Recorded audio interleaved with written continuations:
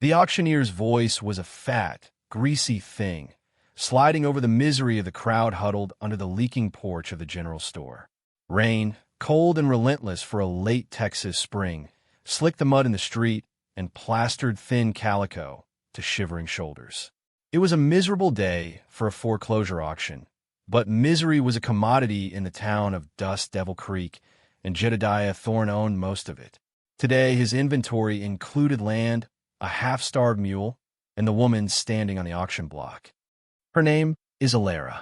She is 19, and her belly swells with a life she can no longer hide. The man who sent for her, the man whose ring she never got to wear, took one look at her stepping off the stagecoach and declared the contract void. Damaged goods. He'd spat, his words colder than the rain, now soaking through her threadbare shawl. Thorne, who held the man's debts, had simply added her to the ledger. A debt to be collected, a mouth to be fed or sold. The bidding is apathetic, cruel. A ranch hand offers a silver dollar, his eyes lingering on her with a predatory gleam. Another man, a saloon owner with sausage fingers, offers too. They are not bidding on a wife or a housekeeper. They are bidding on a vessel, a temporary amusement. Alara stares at a spot on the horizon, a gray smear of sky against gray earth, and prays for the world to simply end, for the rain to wash her away entirely. Then, a new voice cuts through the desultory offers. It's not loud, but has the ragged edge of a wheezing lung, a sound like dry leaves skittering over stone. $5. All heads turn. Leaning against a support post at the edge of the crowd is a man who looks more ghost than cowboy. His frame is skeletal beneath a worn duster, his skin stretched taut over sharp cheekbones, and a flush of fever paints his pale skin. A cough rattles his entire body, a deep, wet sound that speaks of finality. He is Silas Croft, a man everyone in Dust Devil Creek knew was living on borrowed time, his lungs slowly turning to dust on a small, forgotten homestead miles from town. The auctioneer hesitates, blinking. Silas? You ain't got $5 to your name. Silas's gaze doesn't waver. It's fixed on Alara, but not with the hunger of the other men. It holds a strange, hollowed-out pity, a recognition of one broken thing for another. He slowly reaches into his pocket and pulls out a small, worn leather pouch. He appends it onto his palm. A few coins glitter weakly in the gloom. I've got this, he rasps, and the deed to my plot. It's all I have left. It's my last bid. For her. A hush falls over the crowd, a mix of shock and morbid curiosity. Jedediah Thorne, a man who savored power in all its forms, steps forward. He looks from the dying cowboy to the pregnant girl, and a slow, cruel smile spreads across his face. The humiliation was perfect. Selling a rejected bride to a man with one foot in the grave was a special kind of poetry. Sold. Thorne booms, his voice dripping with satisfaction. To the dying cowboy, for everything he has the gavel, a heavy wooden mallet, strikes the block with a crack that sounds like a breaking bone. And with that sound, Alara's life and Silas's were irrevocably changed. This story showed love and heroism where least expected. What was your favorite moment of connection between them? Tell us in the comments. Silas did not speak as he helped her down from the block. His touch was feather-light on her elbow, his hand surprisingly cool despite the fever he so obviously carried. The crowd parted for them, a sea of whispers and morbid stares. Alara kept her eyes fixed on the muddy ground, the hem of her dress dragging, collecting a fringe of brown sludge. She could feel Thorne's gaze on her back, a hot proprietary brand that made her skin crawl. She was no longer his problem, but she was still his spectacle. The walk to Silas's homestead was a silent, sodden ordeal. He didn't own a horse, just a pair of worn-out boots that seemed 2 sizes too big for his shrunken feet.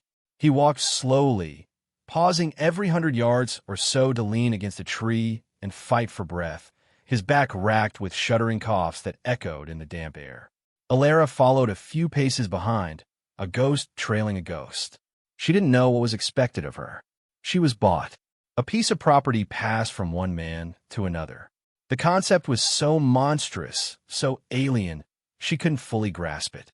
Her mind kept circling back to the ship from Ireland, the hope in her heart, the letters from a man who promised a new life, and the brutal rejection on a dusty street. This was the end of that road. His land was as neglected as he was. The small cabin leaned tiredly to one side, its timber gray and weathered. A few scraggly rows in a garden patch were choked with weeds, and the fence around the property had more gaps than rails. It was a place that had given up. Yet, as they approached, a flicker of something that wasn't utter despair stirred in Alara. The isolation. They were miles from town, surrounded only by the vast, indifferent expanse of the Texas plains. Here, there were no judging eyes, no whispering crowds. The quiet was a balm. Inside, the cabin was a single, sparse room. A narrow cot was pushed against one wall, a rough-hewn table and 2 chairs stood in the center, and a stone fireplace, cold and black, dominated the far wall. But it was clean. The floor was swept, the single blanket on the cot was folded neatly, and a small stack of books rested on a crate beside it. It was the home of a man who had little, but who cared for what he had. Silas gestured toward the table. "Sit," he rasped, his voice thin. He moved to the fireplace, his movements slow and deliberate, and began laying a fire with kindling from a small box. He worked with a practiced economy of motion, conserving an energy he clearly did not have to spare. Alara sat, her hands clutched in her lap. She watched him, a knot of fear and confusion tightening in her stomach. What did he want from her? The other men's intentions had been brutally clear. But this man, he hadn't looked at her body, he had looked at her face. He hadn't leered, he had seen. The fire caught, and a small, struggling warmth began to push back the damp chill. Silas filled a kettle from a bucket of water by the door and hung it over the flames. He didn't look at her. He seemed to understand that her fear was a wild animal that would bolt at any sudden movement. "I have some dried beans and a bit of salt pork," he said to the fire. "It ain't much. It's more than I had," she whispered, the words barely audible. He finally turned to look at her, and in the flickering firelight, she could see the true depth of his illness. His eyes were too bright, sunken in shadowy hollows. The rasp in his chest was a constant, unsettling rhythm. I don't require anything of you," he said, seeming to read her mind. He coughed again, a painful chest-tearing sound. He pressed a handkerchief to his lips, and when he pulled it away, she saw the dark stain of blood. He folded it quickly, hiding it from view, but she had seen. "I saw what Thorne was doing, what they were all doing. No person should be sold. Not like that." He sank into the other chair, his body seeming to deflate. "My name is Silas Croft," she swallowed, finding her own voice. "Alara, Alara," he repeated, the name a soft exhalation. "The house is small. You can have the cot. I'll sleep by the fire." And that was it. The terms of their transaction. He had spent his last earthly possessions not to purchase a servant or a woman, but to rescue a stranger.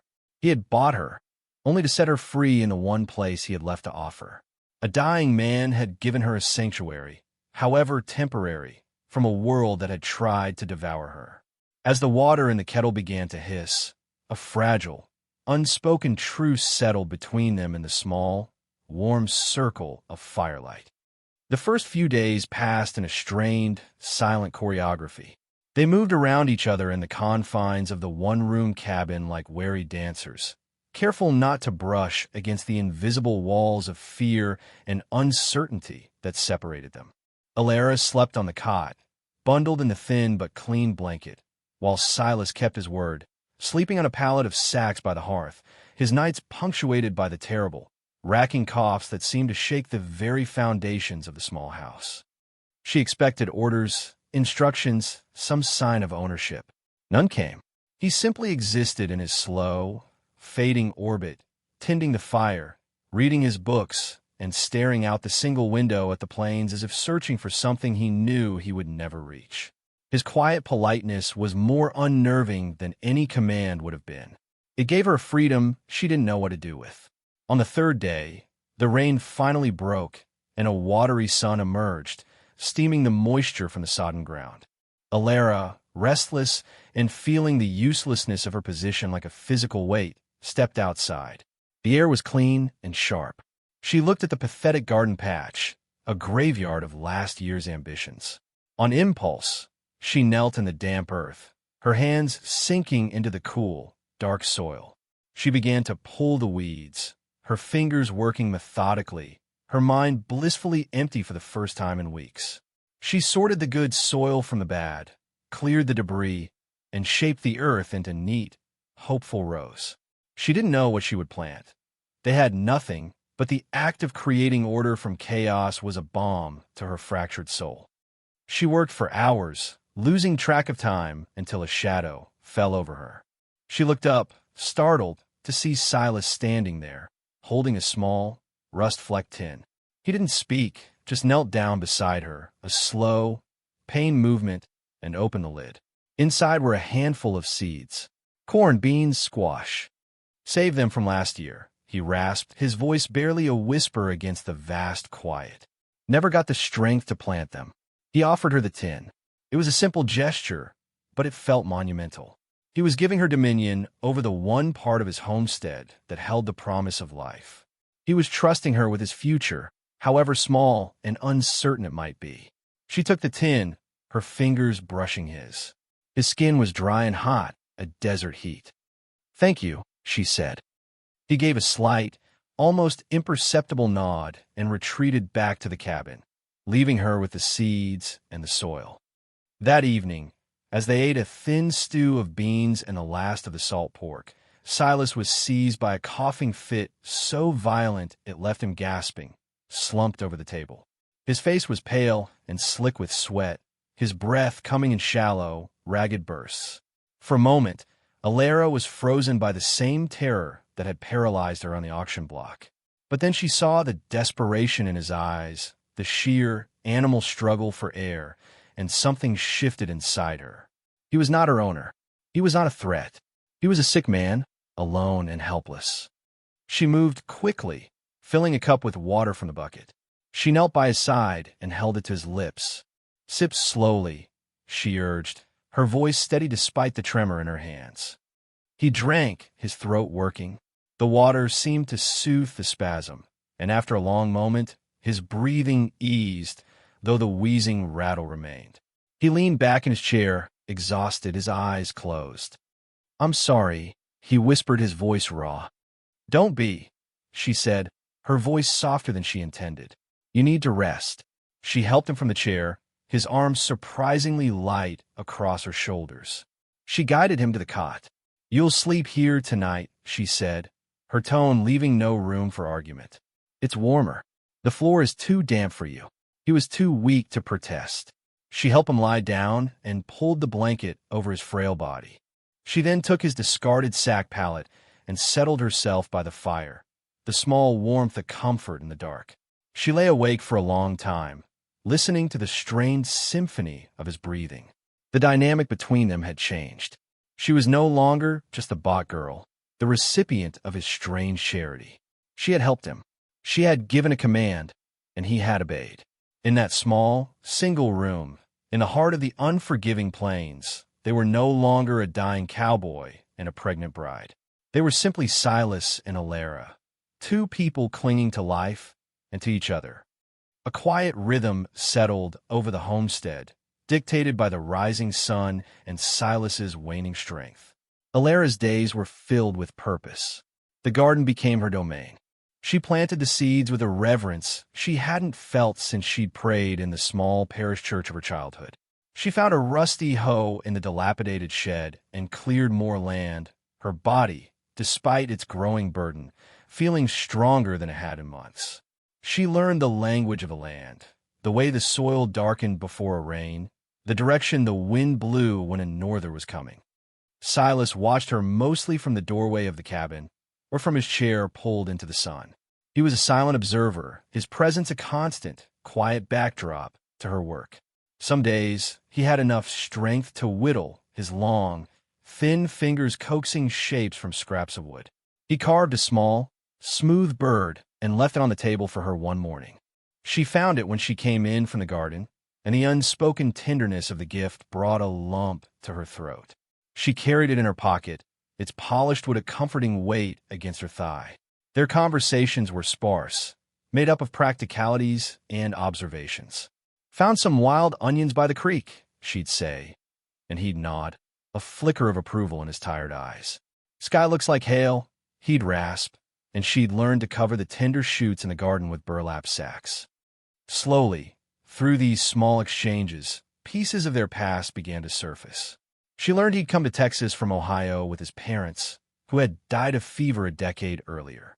He had dreamed of building a small ranch, of raising cattle, before the consumption took hold, stealing his breath and his future. He spoke of his dreams without self-pity, with a kind of detached resignation that was more heartbreaking than any lament. He, in turn, learned about her. He saw her reading from one of his few books one evening, her lips moving silently. "Your man, the one who sent for you. He knew you could read?" Silas asked, his voice soft. Alara shook her head, not looking up from a page. "Mr. Thorne cared only that I was young and had strong hands for work. He never asked." The name hung in the air between them, a cold shadow. Jedediah Thorne, the man who had orchestrated her humiliation. His presence was a constant, unspoken threat that lived just over the horizon. One afternoon, the threat became tangible. A rider appeared on the low ridge overlooking their property. It was Thorne, mounted on a sleek black horse, a stark silhouette against the vast blue sky. He didn't ride down. He just sat there for a long time, watching her, working in the garden, her belly a prominent curve now, watching the thin curl of smoke rising from their chimney. It was an act of surveillance, of ownership asserted from a distance, a reminder that he had not forgotten them. Alara felt a cold dread creep up her spine. She straightened up, her hand instinctively going to her stomach, and stared back at him, her heart pounding. Beside her, Silas had risen from his chair, his hand resting on the cabin's doorframe for support. He looked impossibly fragile against the imposing figure on the ridge, yet he did not back down. They stood there, the three of them, locked in a silent tableau of defiance and intimidation. Finally, Thorne wheeled his horse around and galloped away, disappearing over the ridge as suddenly as he had appeared. The silence he left behind was heavy, charged with a new and potent fear. The sanctuary they had built felt fragile, its walls thin as paper. That night, the quiet between them was different. It wasn't comfortable, it was tense. The unspoken had finally been given a face and a name. "He won't leave us be," Alara said, staring into the fire. It wasn't a question. Silas was quiet for a long time, the only sound the wheeze of his breathing. "When I'm gone," he began, his voice rough with effort, "this land, the deed is in my name. It will be yours. But Thorne, he's a powerful man. He could challenge it. He could say you were just my property, that you have no claim." The word property struck her like a slap. It was the truth of her situation, the legal, brutal reality she had tried to ignore. She was owned by Silas. When he died, who would own her then? Thorne? The thought was a physical sickness. She looked at Silas, at his face illuminated by the firelight, seeing not just the illness but the deep, weary kindness in his eyes. In the last few weeks, this place had become more of a home than she had ever known. This man, this dying stranger, had shown her more respect than anyone. The thought of losing this fragile piece, of being dragged back into the world of men like Thorne, was unbearable. For the first time, it wasn't just her own survival she feared for. It was the survival of her child, the one who kicked and turned inside her, a secret life nurtured in this quiet, forgotten place. "What are we going to do?" she whispered, and the word was as natural as breathing. Her fate was now tied to his, her future dependent on the last few grains of sand in his hourglass. The fear was no longer just her own. It was a shared burden, heavy and real in the small, firelit cabin. The seasons began to turn. The relentless heat of summer settled over the plains, baking the earth and shimmering in the air. The garden, under Alara's devoted care, flourished. The corn grew tall, the squash vines crept across the ground, and the beans climbed their poles with a tenacious grip. The small patch of land was an oasis of vibrant green, a testament to life in a place defined by decay. As the garden grew, Silas shrank. The summer heat was brutal on his ravaged lungs. His good days became fewer, the bad days longer. He spent most of his time inside now, on the cot that had become permanently his. His cough was a constant, hollow percussion, the bloody handkerchiefs a grim, recurring secret between them. Yet, as his body failed, something else seemed to strengthen.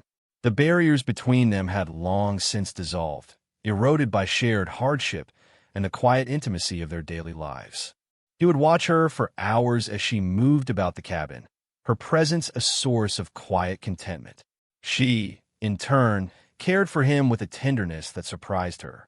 She made him broths, read to him from his books, and bathed his feverish forehead with cool cloths. They spoke more now, filling the long, hot evenings with stories, memories, and fragile, unspoken hopes.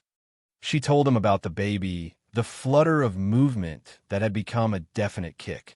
She confessed her fear, not of the birth itself, but of doing it alone. He listened, his gaze soft, and placed a hand, all bone and translucent skin, on her swollen belly.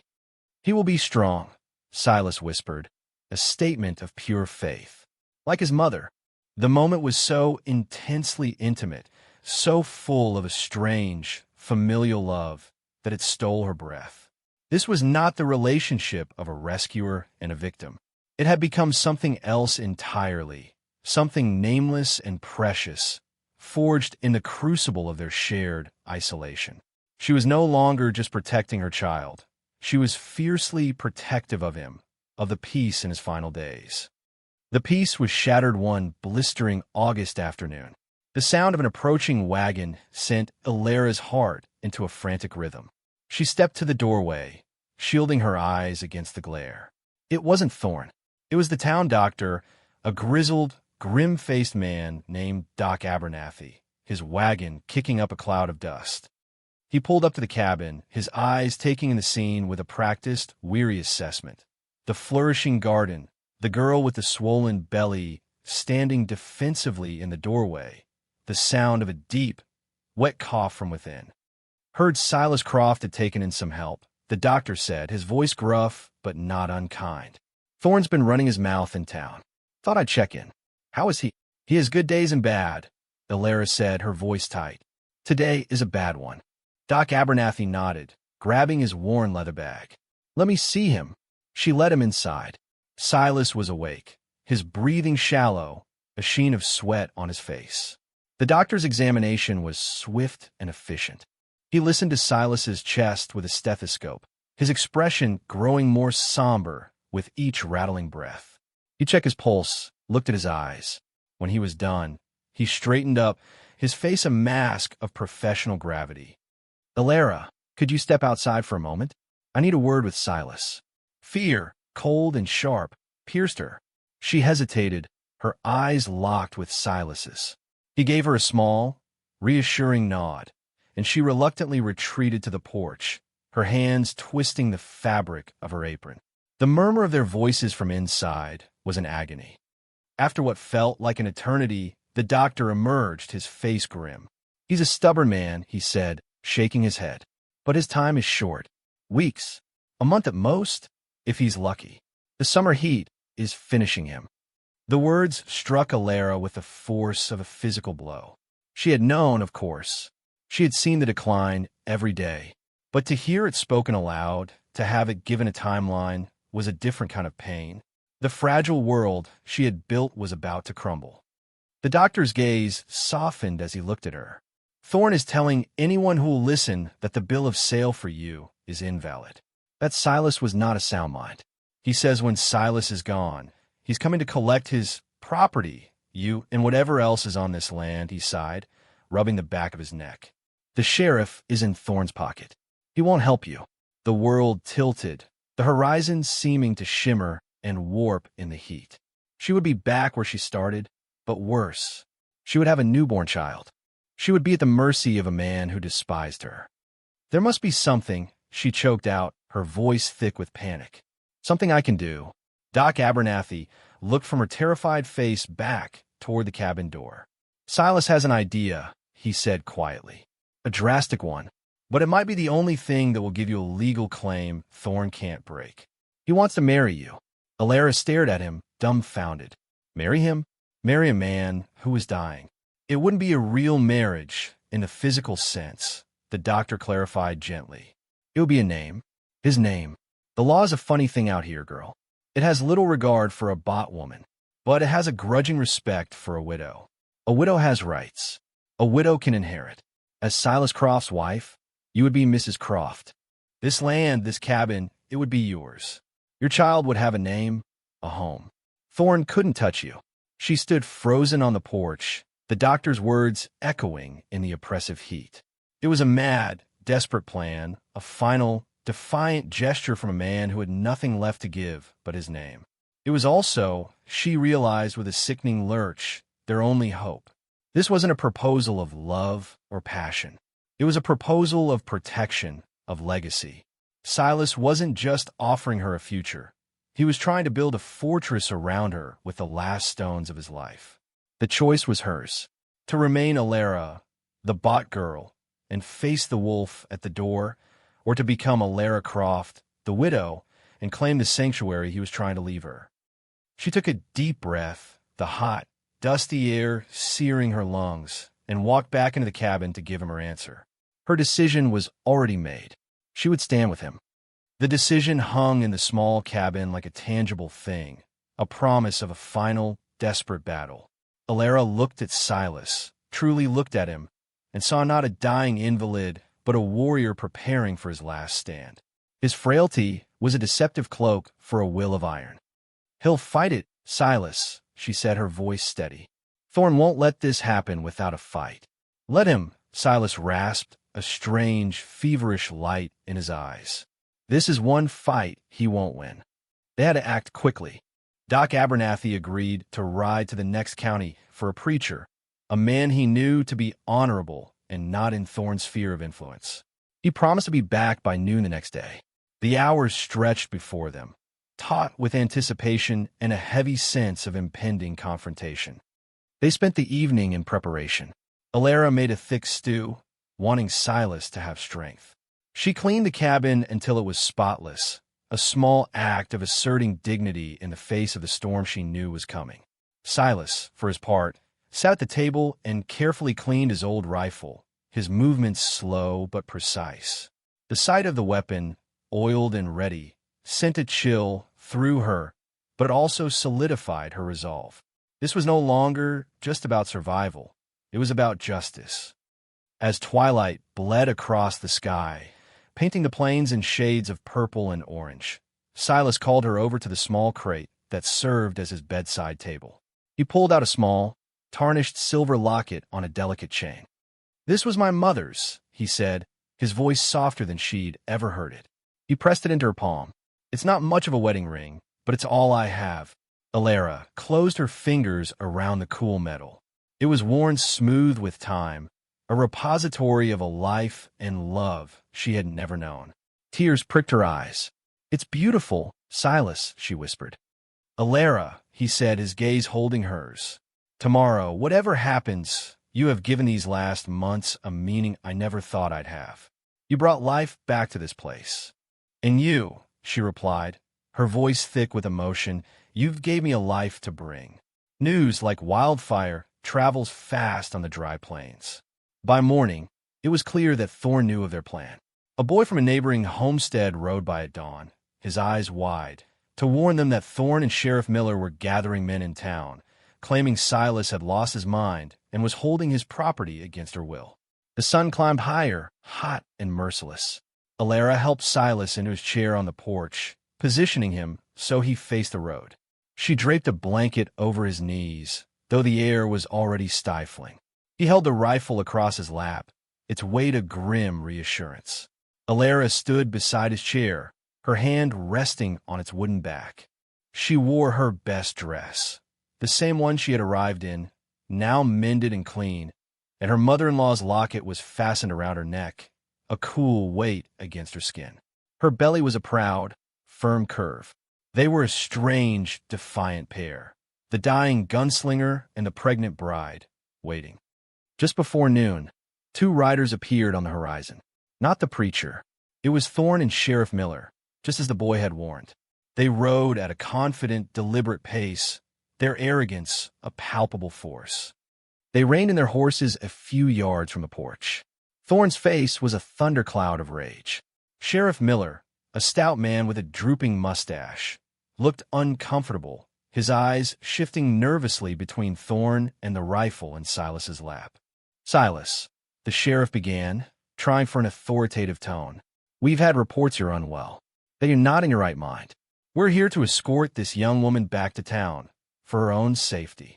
She's safe right where she is." Silas's voice was surprisingly strong, carrying clearly in the still air. "And she's not going anywhere." Thorne's sneer was venomous. "She's my property, Croft. That bill of sale is legally binding. I bought her from the man she was contracted to. You took advantage of my generosity, and now you're holding her captive." Before Silas could respond, Alara stepped forward. All the fear she had carried for months had been burned away, leaving behind a core of cold, hard anger. Her voice, when she spoke, did not tremble. "I'm not property, Mr. Thorne," she said, her gaze locking with his. "I am a human being, and I'm not a captive here. This is my home." Thorne laughed, a harsh, ugly sound. "Your home? This hovel? With him?" He gestured contemptuously at Silas. "He can't even stand. What can he offer you?" "He offered me kindness," Alara shot back, her voice ringing with conviction. "He offered me respect. He saw a person where you saw only an object to be used and discarded. I made a choice.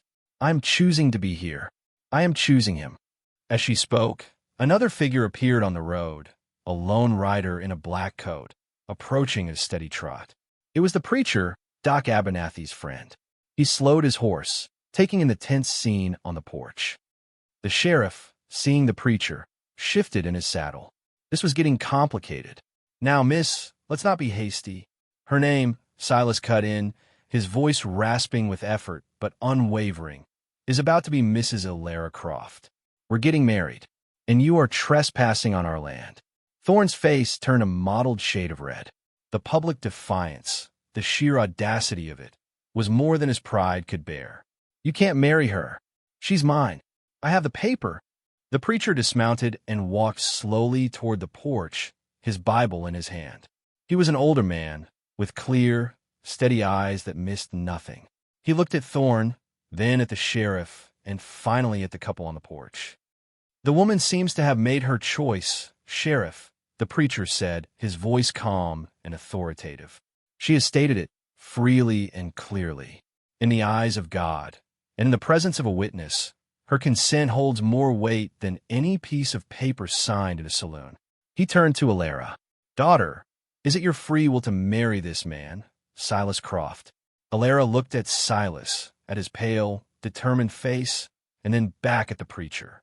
She placed her hand on Silas's shoulder, a gesture of solidarity, of unity. "It is," she said, her voice resonant with certainty. "It is my will." A dead silence fell. The sheriff looked at Thorne, whose face was contorted with impotent fury. He looked at the unyielding preacher. He looked at the rifle resting on Silas's lap, and the fierce, protective woman standing beside him. The moral ground had shifted beneath his feet. He was a lawman, but he wasn't prepared to enforce one man's wounded pride against a dying man's final wish, a pregnant woman's declared choice, and the word of the man of God. It was a fight he could not win in the court of any conscience. Sheriff Miller sighed, a long, weary exhalation of defeat. He tipped his hat, a grudging, almost imperceptible gesture of respect toward the porch. "Jedediah," he said quietly, "let's go. There's nothing for us here." Thorne looked as if he might explode, but the sheriff's tone was final. He shot one last look of pure hatred at Alara and Silas, a promise of future vengeance that now felt hollow and powerless. He wrenched his horse's reins and galloped away, his fury kicking up a cloud of impotent dust. The sheriff watched him go, shook his head, and slowly followed, leaving them in a sudden, profound silence. The threat had passed. The battle was won. Silas slumped in his chair, the rifle suddenly too heavy for his arms. The immense effort had cost him dearly. Alara knelt beside him, taking the weapon from his lap and gently prying his fingers from the stock. A single tear tracked a clean path through the dust on her cheek. It was a tear not of sorrow, but of overwhelming relief and a fierce, triumphant love. They had stood their ground. They had won. The preacher cleared his throat gently, bringing Alara back to the present. He smiled, a kind, weary expression. "Well," he said, opening his Bible, "I believe we have a wedding to conduct."